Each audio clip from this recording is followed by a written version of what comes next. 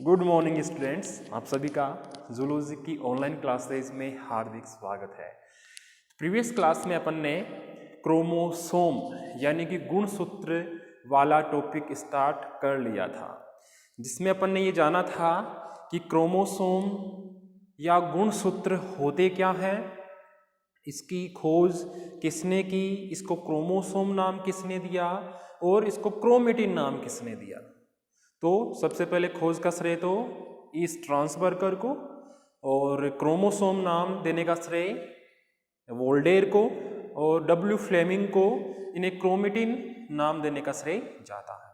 उसके बाद अपन ने इनकी संख्या नंबर की बात की थी कि ये कुछ कोशिकाओं में एन हैप्लॉइड या अगुणित संख्या के रूप में पाए जाते हैं, जबकि कुछ कोशिकाओं में यह 2n जिसे बोलते हैं डिप्लॉइड या द्विगुणित संख्या के रूप में पाए जाते हैं। अपन ने ह्यूमन का या मनुष्य का एग्जाम्पल भी लिया था, जिसमें उसकी स्पर्म और जो एग सेल है उसमें एन हैप्लॉइड या अगुणित प्रकार के गुणसूत्र पाए जाते हैं, जबकि जो उसकी कायिक कोशिकाएं हैं उनमें द्विगुणित यानी कि डिप्लॉइड 2n टाइप के क्रोमोसोम्स की संख्या पाई जाती है। यहाँ तक अपन ने प्रीवियस क्लास में क्लियर कर लिया था। उसी से आगे अपन आज बात करेंगे शेप एंड साइज। टॉपिक क्या था अपना? गुणसूत्र।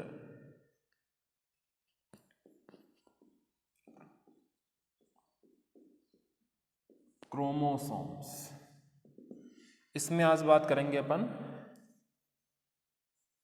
शेप एंड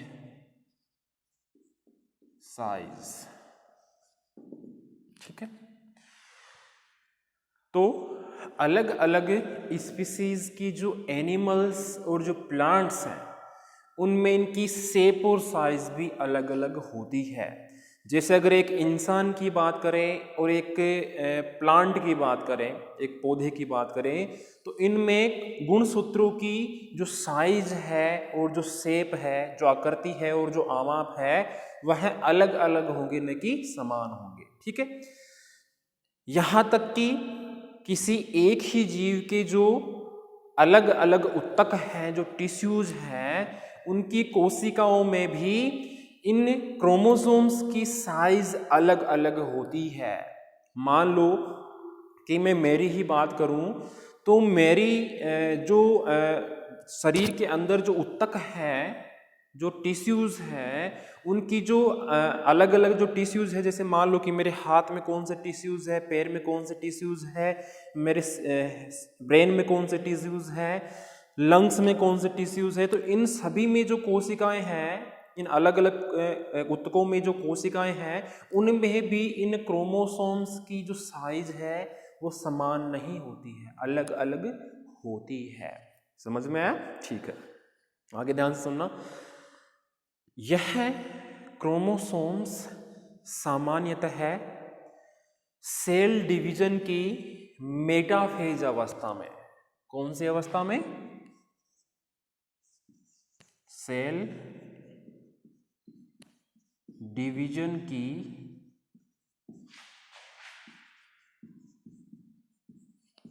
मेटाफेज अवस्था में कैसे दिखाई देते हैं? मोटे धागे समान, मोटे धागे समान। ये अपन किसकी बात कर रहे हैं? शेप की, आकृति की। ठीक है, लेकिन जो एनाफेज, जो एनाफेज अवस्था आती है मेटाफेज के बाद, उसमें यह क्रोमोसोम्स कैसे दिखाई देंगे? छड़नुमा, सर्पिल एवं तंतु समान। मेटाफेज अवस्था में तो मोटे धागे समान दिखाई देंगे और एनाफेज अवस्था में छड़नुमा, सर्पिल एवं तंतु समान दिखाई देंगे। कौन? क्रोमोसोम्स। तो ये तो अपन ने कोशिका विभाजन के समय क्रोमोसोम या गुणसूत्र की आकृति के बारे में बात कर ली। अब बात करते हैं अपन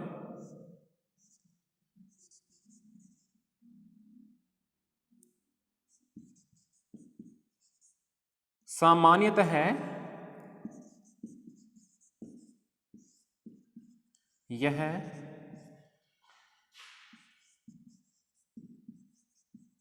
एनिमल्स में, बर्ड्स एवं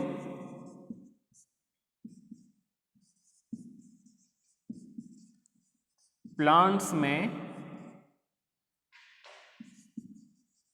फंजाई, दोनों का नाम सुन रखा है आपने, बर्ड्स और फंजाई।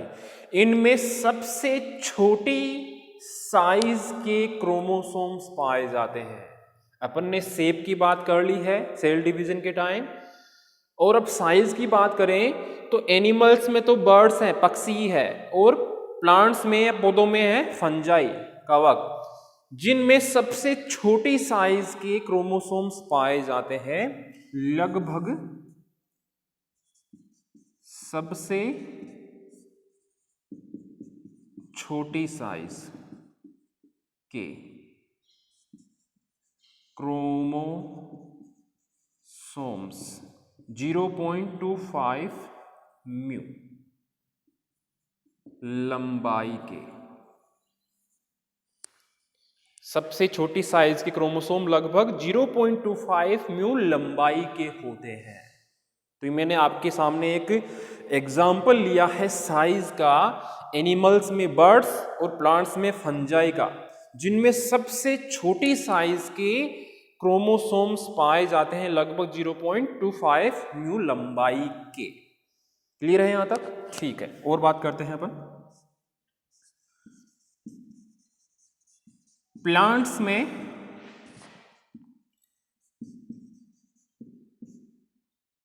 ट्रिलियम,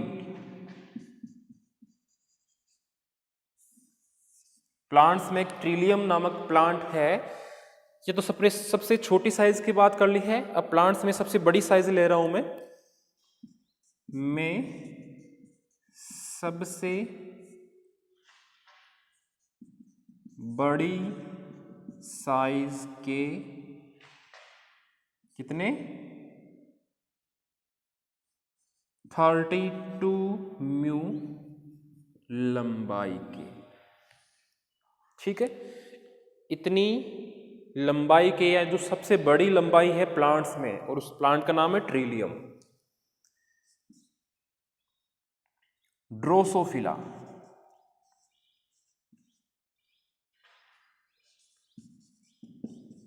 ड्रोसोफिला एवं ह्यूमन में, ड्रोसोफिला यानी मधुमक्खी और ह्यूमन मीन्स इंसान है, इनमें क्रम्स है 3 म्यू एवं 6 म्यू लंबाई के पाए जाते हैं। ड्रोसोफिला में तो 3 म्यू लंबाई के क्रोमोसोम मिलेंगे और ह्यूमन में 6 म्यू लंबाई के क्रोमोसोम मिलते हैं। अतः अपन इनका ऑल ओवर देखें तो यह क्रोमोसोम्स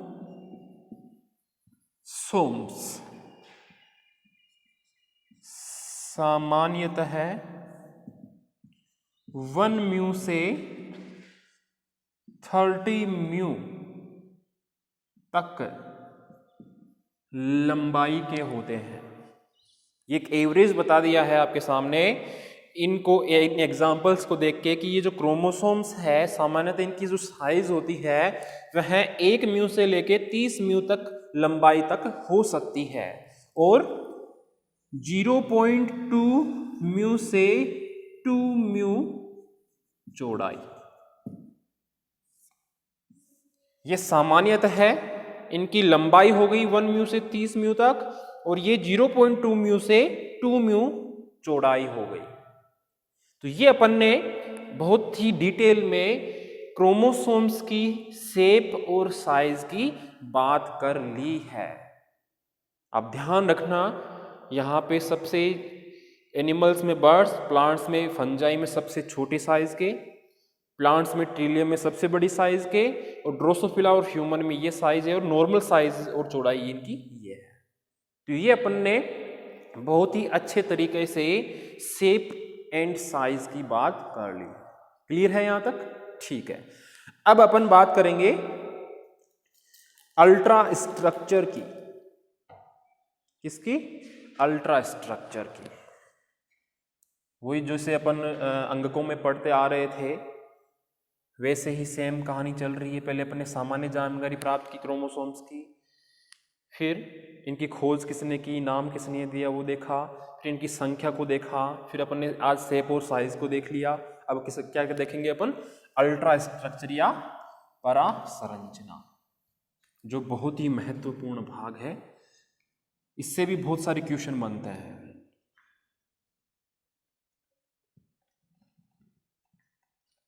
तो आपने क्रोमोसोम्स की या गुणसूत्रों की संरचना भी देखी होगी, बनाई भी होगी।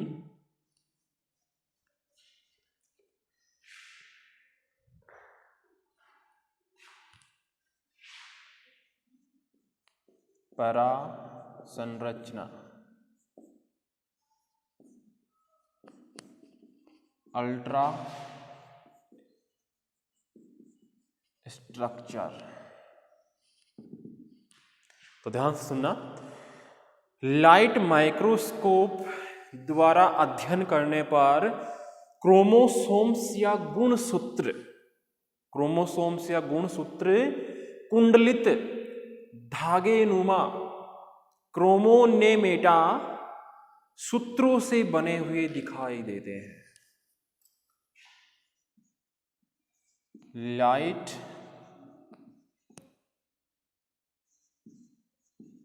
माइक्रोस्कोप से देखने पर, ये माइक्रोस्कोप के प्रकार है। एक तो साधारण सूक्ष्मदर्शी आता है जो अपन लैब में काम में लेते हैं, एक इलेक्ट्रॉन सूक्ष्मदर्शी आता है जो अपन लाइट से चला के काम में लेते हैं, और एक टाइप वो है लाइट माइक्रोस्कोप। ठीक है, जिससे अगर अपन देखें एक केंद्र को, तो उस केंद्र के अंदर अपन को कुछ कुंडलित धागेनुमा, कुंडलित धागेनुमा क्रोमोनेमेटा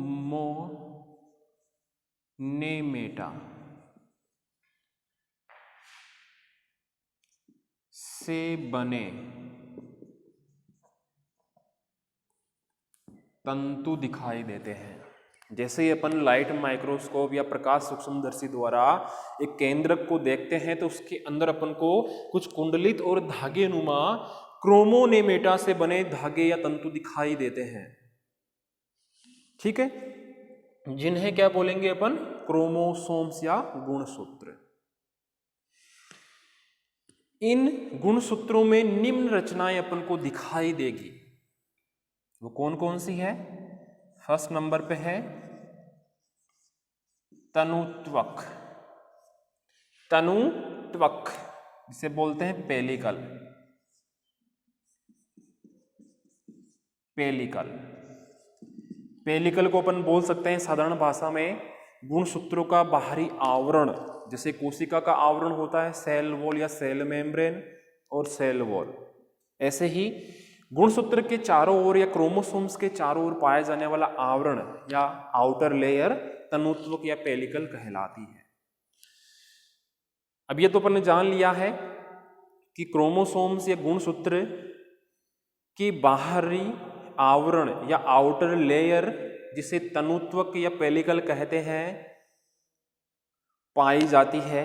लेकिन इसकी अभी तक जो संभावना है वो पूर्ण रूप से सिद्ध नहीं हुई है कि ये पाई ही जाती है। लेकिन कुछ वैज्ञानिक ये मानते हैं कि क्रोमोसोम्स के चारों ओर ये पेलिकल नुमा आवरण पाया जाता है।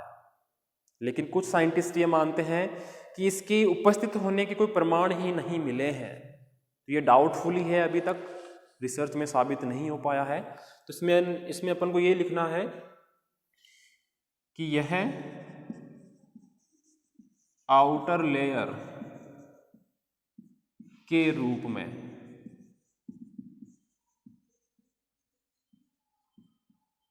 क्रोमोसोम्स पर पाया जाता है, जिसे पेलिकल या तनुत्वक कहते हैं। इसके उपस्थिति के अभी कोई प्रमाण नहीं मिले हैं, लेकिन कुछ वैज्ञानिक को मानना है कि यह आवरण पाया जाता है। बस सेकंड नंबर पे अपन बात करेंगे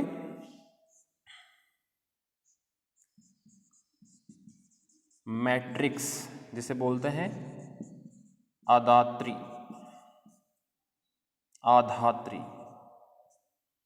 मैट्रिक्स। पेलिकल को क्या बोल रहे हैं? आउटर लेयर के या पेलिकल के अंदर का आंतरिक पदार्थ या आधारीय पदार्थ क्या कहलाता है? मैट्रिक्स। तो क्या लिखेंगे अपन? पेलिकल से घिरा आंतरिक पदार्थ या आधारीय पदार्थ मैट्रिक्स कहलाता है। यानी जो पेलिकल या जो आउटर लेयर है उसके अंदर जो पदार्थ घिरा हुआ रहता है उसे ही मैट्रिक्स या आधात्री कहा जाता है। ठीक है, यह मैट्रिक्स सेमी लिक्विड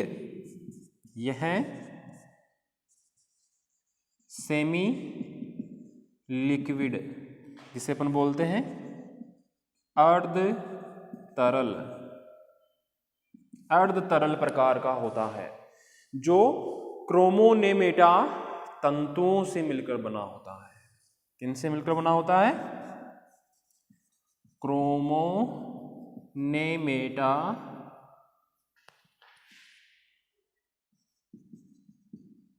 तंतुओं से, या बोल सकते हैं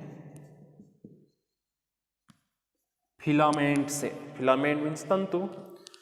तो यह मैट्रिक्स पेलिकल से घिरा हुआ एक आंतरिक पदार्थ या इनर सबस्ट्रेट या बेसल सबस्ट्रेट होता है, जो एक सेमी लिक्विड टाइप का क्रोमोनेमेटा तंतुओं या फिलामेंट से मिलकर बना हुआ भाग होता है।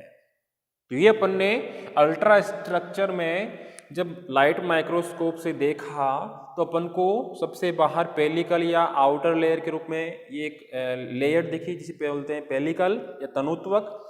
फिर उसके अंदर अपन को मैट्रिक्स दिखा, जो क्रोमोनेमेटा तंतुओं से बना हुआ अपन को दिखाई दिया।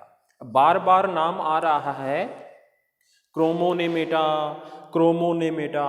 तो अब अपन थर्ड नंबर पे बात करेंगे कि क्रोमोनेमेटा क्या होते हैं, जो इसकी अल्ट्रा स्ट्रक्चर का ही एक भाग है। क्रोमोनेमेटा।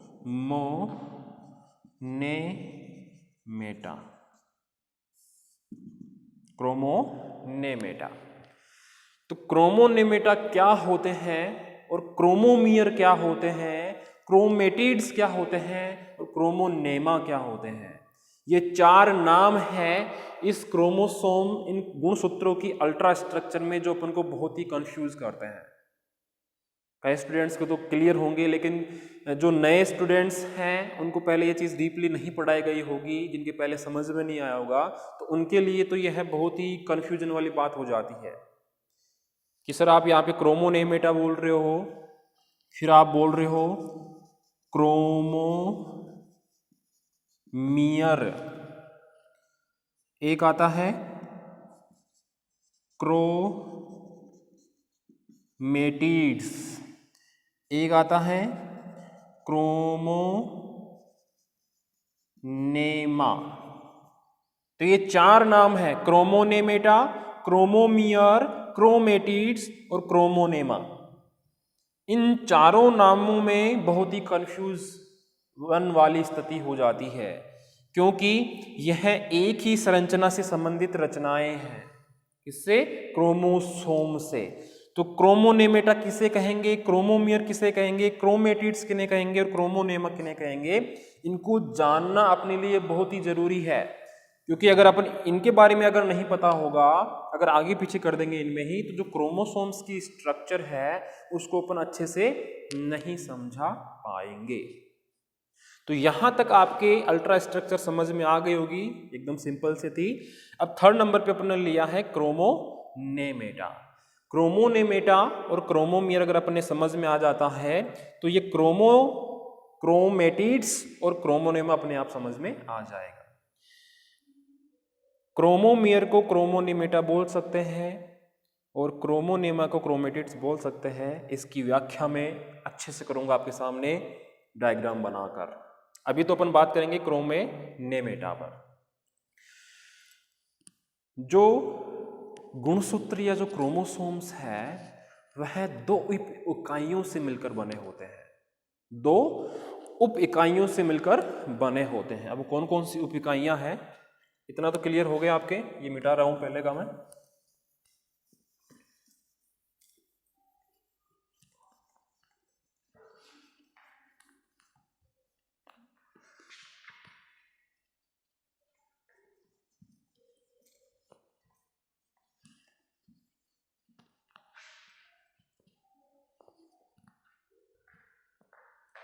ध्यान से देखना, अच्छे से समझना, आराम से समझ में आ जाएगा आपके। एक डायग्राम बना लेते हैं पहले सिंपल सा।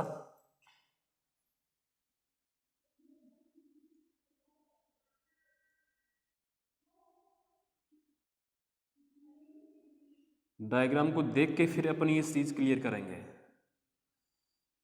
तो बहुत ही आसानी से ये अपने समझ में भी आ जाएगा।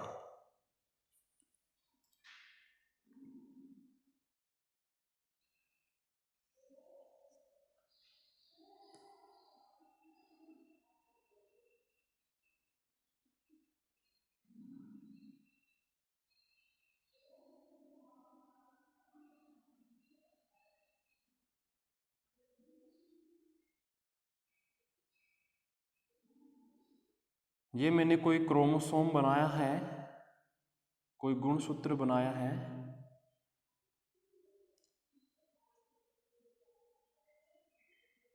जिसको आप देख सकते हो, बहुत ही सिंपल सा बनाया है मैंने।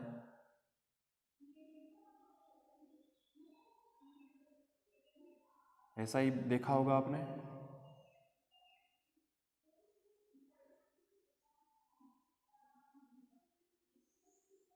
ये लो, ऐसा ही देखा आपने। इसी को अगर मैं आवर्धित करके और बनाऊं तो कैसे बनेगा,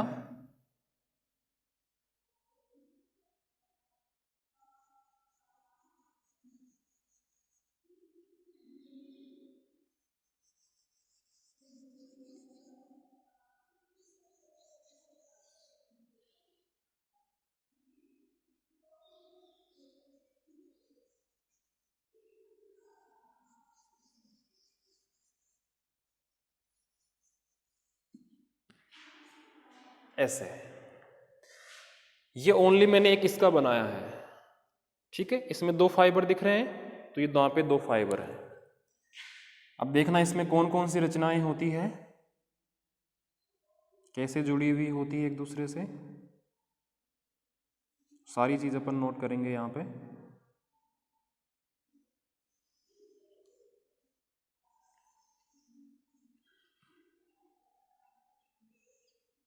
बहुत ही सिंपल सा डायग्राम है, अगर समझ में आ जाए तो कोई चीज़ हार्ड नहीं है।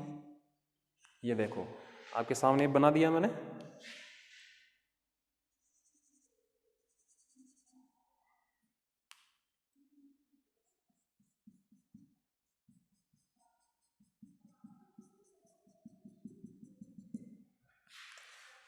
अब करते हैं हम अपन इसका नामांकन। सबसे पहले इसका कर देते हैं, यह है सेंट्रोमियर।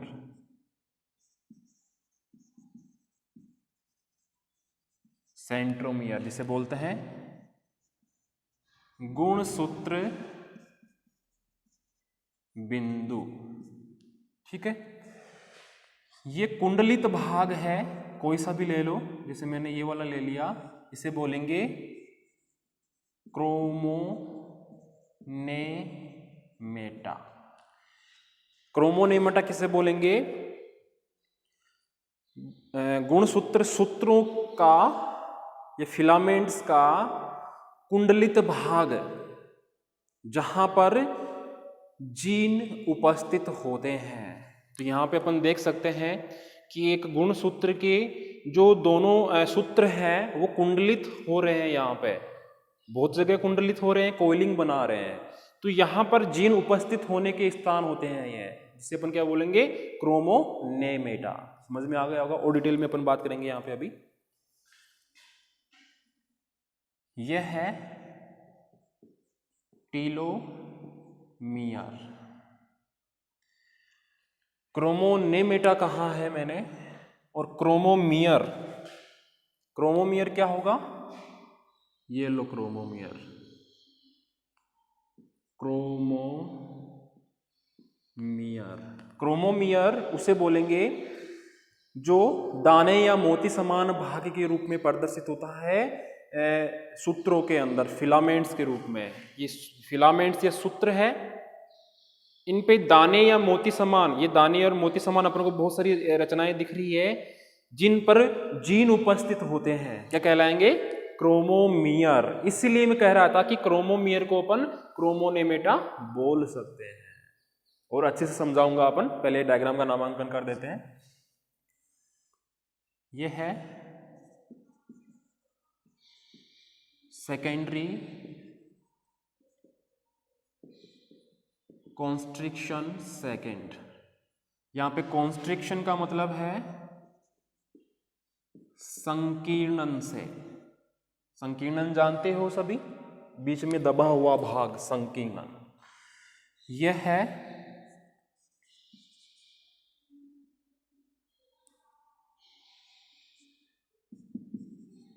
प्राइमरी कॉन्स्ट्रिक्शन, जिसे अपन बोल रहे हैं ये क्या है? सेंट्रोमियर या गुणसूत्र बिंदु, ये वाला भाग यहां पे है। तो इसे प्राइमरी कॉन्स्ट्रिक्शन या प्राथमिक संकीर्णन और सेंट्रोमियर बोलते हैं, क्योंकि सेंट्रोमियर से इसका एक साइड वाला भाग जुड़ रखा है और सेंट्रोमियर से इसका दूसरा वाला भाग जुड़ रखा है। फिर है ये न्यूक्लियोलस,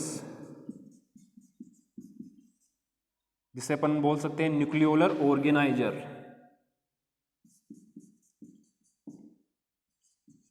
न्यूक्लियोलर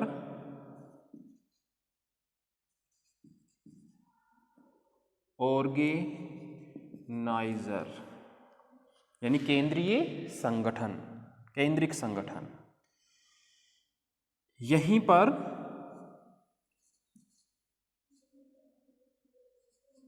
सेकेंडरी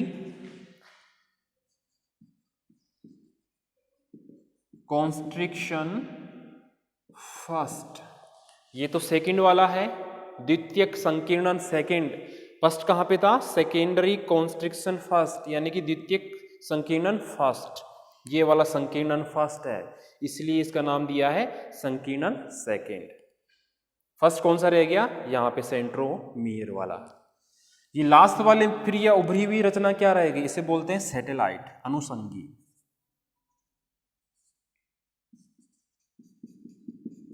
सैटेलाइट। तो ये अपन ने एक क्रोमोसोम या गुणसूत्र की अल्ट्रा स्ट्रक्चर बनाई है आपके सामने। सिंपल सा गुणसूत्र अपन को ऐसा दिखेगा। अगर उसको अपन और आवर्धित करके देखते हैं इलेक्ट्रॉन माइक्रोस्कोप द्वारा, तो अपन को ऐसा दिखाई देगा। समझ में आया? अब मैंने आपको पेलिकल या बाह्य आवरण के बारे में, ये पेलिकल या बाह्य आवरण है ये वाला, इसमें भी दिखा रखा है, इसमें भी दिखा रखा है। फिर उसके बाद में अपन ने आया था सेकंड नंबर पे मैट्रिक्स, इसके अंदर भरा हुआ भाग, ऐसे इसके अंदर भरा हुआ भाग मैट्रिक्स। फिर थर्ड नंबर पे आया है अपने क्रोमोनेमेटा, ये रहे क्रोमोनेमेटा, इनमें भी ये रहे क्रोमोनोमेटा, जिन्हें अपन क्रोमोमियर या क्रोमोमियर को क्रोमोनेमेटा बोल सकते हैं। तो अब क्रोमोनेमेटा को ध्यान से समझना है अपन को, अपने डायग्राम बनाए लिए हैं। तो क्रोमोसोम या गुणसूत्र दो उप इकाइयों अर्थात अर्ध गुणसूत्र, दो उप इकाइयां अर्थात अर्ध गुणसूत्र, अर्ध गुणसूत्र को बोलते हैं क्रोमेटिड्स। ये रहा क्रोमेटिड्स जो मैंने आपको पहले ही कहा था। तो जो क्रोमोसोम्स हैं वह दो उप इकाइयों अर्थात अर्ध गुणसूत्र जिन्हें बोलते हैं क्रोमेटिड्स। ध्यान से देखो तो इस वाले क्रोमोसोम में दो सूत्र दिख रहे हैं अपन को जो एक दूसरे पे लिपटे हुए हैं। तो इन दोनों सूत्रों को क्या बोलेंगे? दो उप इकाइयां अर्थात आधे गुणसूत्र या क्रोमेटिड्स। तो ये दोनों क्रोमेटिड्स या उप इकाइयां आपस में ऐसे लिपटी हुई होती है जो अपन इसमें देख सकते हैं। अब इसमें देखें तो कौन कौन से क्रोमेटिड्स, एक तो ये रहा क्रोमेटिड और एक ये रहा क्रोमेटिड, जिसको अपन ने यहां पे ऐसे लिपटी हुई अवस्था में बता रखा है। तो वापस रिपीट कर रहा हूं, क्रोमोसोम दो उप इकाइयों अर्थात अर्ध गुणसूत्र क्रोमेटिड से मिलकर बना होता है जो आपस में सेंट्रोमियर, ये रहा सेंट्रोमियर या सेंट्रोमियर, जिसे अपन बोल रहे हैं गुणसूत्र बिंदु द्वारा जुड़ी हुई होती है। एक तो ये वाला भाग, एक ये वाला भाग, इधर वाले क्रोमेटिड्स दोनों और इधर वाले क्रोमेटिड्स दोनों अर्ध गुणसूत्र बीच में किससे जुड़े हुए हैं? सेंट्रोमियर या गुणसूत्र बिंदु से जुड़े हुए होते हैं। ठीक है, यह दोनों क्रोमेटिड्स सर्पिलाकार कुंडलन बनाते हुए, ये देख लो कुंडलन बना रहे हैं, सर्पिलाकार कुंडलन बना रहे हैं। यह दोनों क्रोमेटिड्स सर्पिलाकार कुंडलन बनाते हुए एक दूसरे के ऊपर अध्यारोपित या लिपटे हुए होते हैं। या तो एक दूसरे पे अध्यारोपित होंगे ऐसे, जैसे एक ये मार्कर पे ये मार्कर अध्यारोपित, या लिपटे हुए होंगे सांप के जैसे। ठीक है, जैसे कोई बेल किसी पे पेड़ पे लिपटी हुई होती है चारों तरफ ऐसे, तो वैसे ही एक दूसरे पे अध्यारोपित या लिपटे हुए होते हैं जो लाइनर डीएनए या रेखीय डीएनए एवं संबंधित प्रोटीन से मिलकर बने हुए होते हैं। किससे मिलकर बने हुए होते हैं? रेखीय डीएनए एवं रिलेटेड प्रोटीन से मिलकर बने होते हैं। समझ में आ रहा है? बहुत इजी चल रहे हैं अपन। यह क्रोमोनेमा, अब नाम आ रहा है क्रोमोनेमा। अपने ये दोनों चीज क्लियर हो चुकी है।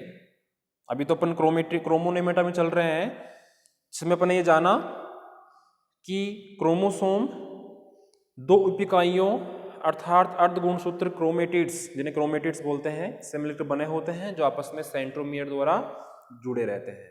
यह दोनों क्रोमेटिड्स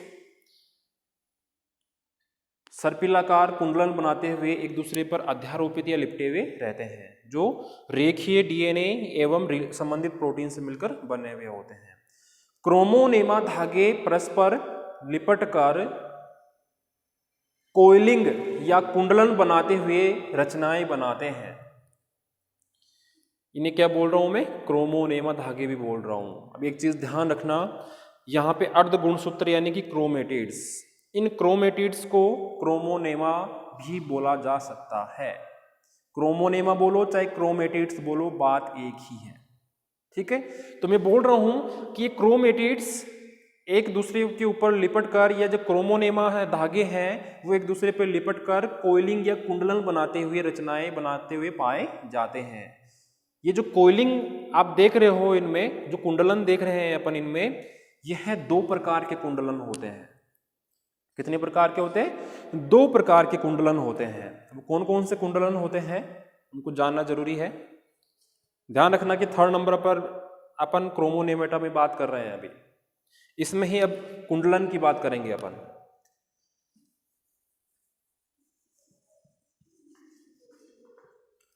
डायग्राम मैंने अच्छे से समझा दिया है, फिर भी नहीं समझ में आए तो डाउट क्लास में पूछ लेना।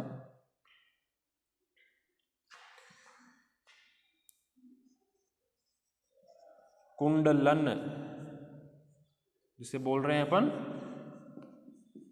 कोइलिंग, ये वाली कोइलिंग जहां पे अपन देख सकते हैं कि कोइलिंग ही कोइलिंग है। ठीक है, यह 2 टाइप की होती है, 2 टाइप की होती है। फर्स्ट तो है पैरानेमिक और दूसरी है प्लेक्टोनेमिक कोइलिंग। ये 2 प्रकार की कोइलिंग पाई जाती है क्रोमेटिड्स या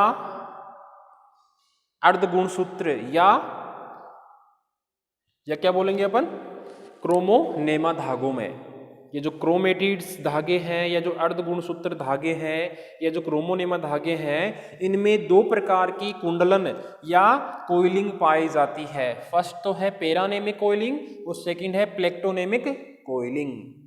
फर्स्ट की अगर बात करें पैरानेमिक कोइलिंग, तो यह दोनों सूत्रों में, दोनों जो पैरानेमिक सूत्र हैं, जो फिलामेंट है या जो क्रोमेटिड्स हैं, उनमें समान दूरी एवं समान साइज,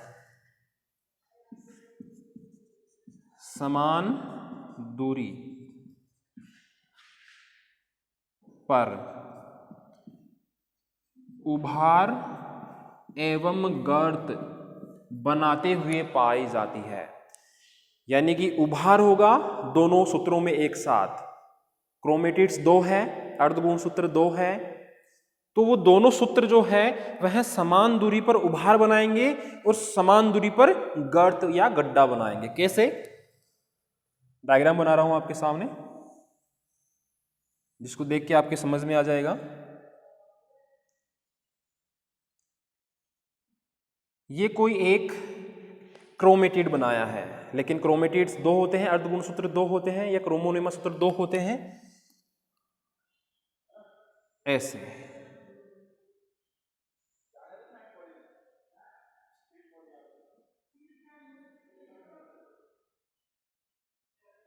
ऐसे पाए जाते हैं ये। तो आप देख सकते हो कि ऊपर वाला जो क्रोमेटिड या क्रोमोनेमा जो सूत्र है, जो धागा है, वह इस दूसरे साथी क्रोमेटिड के साथ उभार बना रहा है और गर्त बना रहा है, उभार बना रहा है, गर्त बना रहा है। यहाँ पे गर्त बना रहा है, यहाँ पे उभार बना रहा है। तो ये दोनों उभार और गर्त समान दूरी पर साथ साथ बन रहे हैं, इसीलिए इसे किस प्रकार की कुंडलन या कोइलिंग बोलेंगे? पैरानेमिक कोइलिंग या पैरानेमिक कुंडलन। इस प्रकार की कोइलिंग को या कुंडलन को अपन आसानी से अलग कर सकते हैं। तो अपन क्या लिखेंगे? इसे आसानी से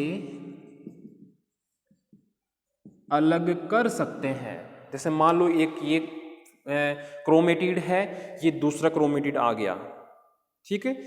इन दोनों क्रोमेटिड्स पर एक साथ समान दूरी पर ये केप लगी हुई है, दूसरी तरफ इनकी लिखने वाली निप है। तो अपन बोल सकते हैं कि आसानी से अपन इन दोनों को अलग भी कर सकते हैं। अगर यही दोनों ऐसे लिपटे हुए होते हैं सांप के जैसे, तो किस प्रकार की कोइलिंग होती? पैलेक्टोनेमिक सेकंड टाइप की। तो इस लिपटी हुई कोइलिंग को अपन अलग ही नहीं कर सकते थे, तो अपन सेकंड में पढ़ेंगे।